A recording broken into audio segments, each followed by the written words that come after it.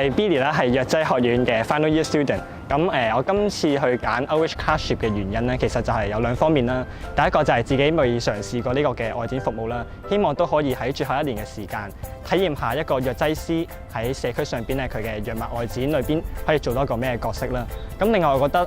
CU Champion 有一個好特別嘅地方咧，就係話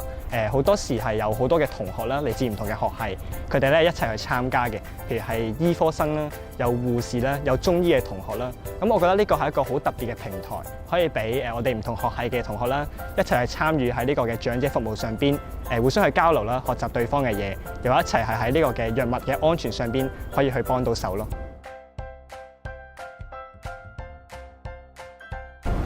得着方面咧，第一個就係真係體會到咧，藥劑師喺一個社區上邊，佢可以咧去做到啲咩角色啦。因為我哋喺 follow up 嘅時候，其實都見到好多我哋之前冇諗過嘅一啲嘅藥物問題啦。譬如就係話有啲可能係醫生俾咗藥佢哋嘅，但其實佢哋根本就冇按住呢個指示食啦，或者佢哋會自己用一啲嘅譬如補充品啊，或者一啲中藥咁去取代咗一啲嘅西藥，變咗佢哋食藥嘅時候咧就係唔跟咗醫生嘅指示啦，又或者佢哋喺藥物存放上邊啦，可能會擺得比較混亂啦，又會影響到佢哋用藥嘅質素。咁我哋體會到其實藥劑師咧喺呢啲嘅方面咧就可以幫到手，可以提醒翻佢哋啦。咁另外就係溝通技巧上邊進步咗好多啦。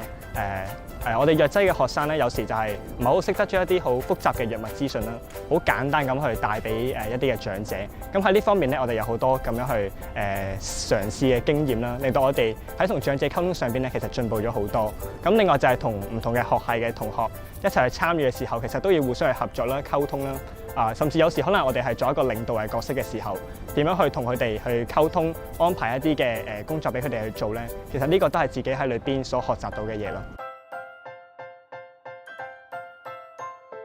咁譬如係喺天水圍，我哋去做 follow up 嘅時候啦，都見到有個伯伯佢係食緊血壓藥嘅，但係個血壓咧都控制得唔係咁好。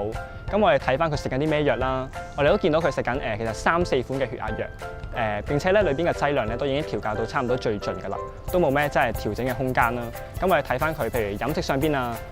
運動上邊啊控制成點咧，咁見到咧都其實做得非常之唔錯。咁變咗我哋都會覺得有啲無奈啊，究竟我哋應該再可以點樣做咧？但係無奈裏邊咧，我哋一方面我哋體會到自己有限制啦，咁另外亦都係諗緊，我哋諗辦法點樣可以真係幫到佢咧？咁我哋發現咧，原來嗰個伯伯咧，其實佢對佢食緊嘅藥物啦，佢嘅運作嘅原理啊，佢嘅副作用咧，其實佢都好有興趣想去知多啲。咁變咗我哋身為一個學生啦，我哋就可以提供呢方面嘅資訊，可以幫到佢認識多啲。咁雖然我哋體會到有限制、有無奈嘅時候啦，但我哋都係喺呢啲限制裏邊去設法去幫到呢班嘅老人家咯。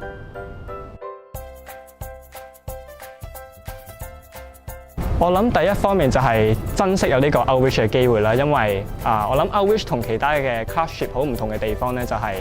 其他 clerkship 可能去藥房啦、去醫院啦，其實我哋可能將來嘅工作都會係喺呢一方面啦。咁變咗我哋似乎係好似前一年我哋咧早啲去嘗試呢件事。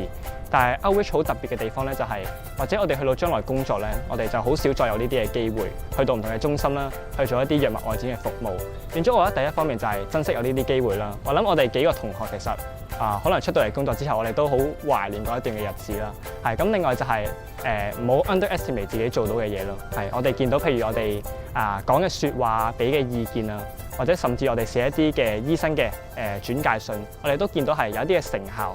譬如佢哋喺暑假嘅時候啦，或者同我哋最後一次見佢哋嘅時候，其實佢哋已經有好大嘅轉變。所以我覺得就係雖然我哋未係一個註冊嘅藥劑師啦，但係我哋所做嘅嘢其實咧都係能夠去改變到嘅咯。